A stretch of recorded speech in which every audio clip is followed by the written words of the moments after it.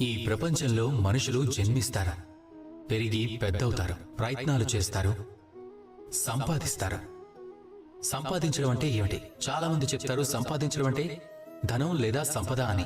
ఇంకా ఏం సంపాదించాలి, ఇంకా ఏం పొందాలి అని. వాస్తవిక ప్రశ్న ఏమిటంటే అది ఏమిటంటే వాస్తవిక రూపంలో పొందడానికి గల యోగ్యత.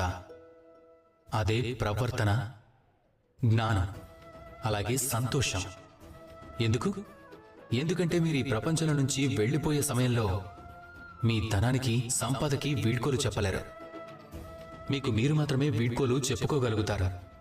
అలాగే దాంతోపాటు మీ ప్రవర్తనకి కూడా. ఈ ప్రపంచంలో చాలా మంది మనుషులు ధనాన్ని సంపాదిస్తారు. శ్రేష్ఠ మనుషులు ఎవరు అంటే ప్రవర్తనని, జ్ఞానాన్ని, అలాగే సంతోషాన్ని సంపాదించిన వాళ్ళు. వారు వీటిని అందరికీ పంచుతారు. మీరు కూడా ఇదే చేయండి. అలాగే నాతో పాటు ప్రేమ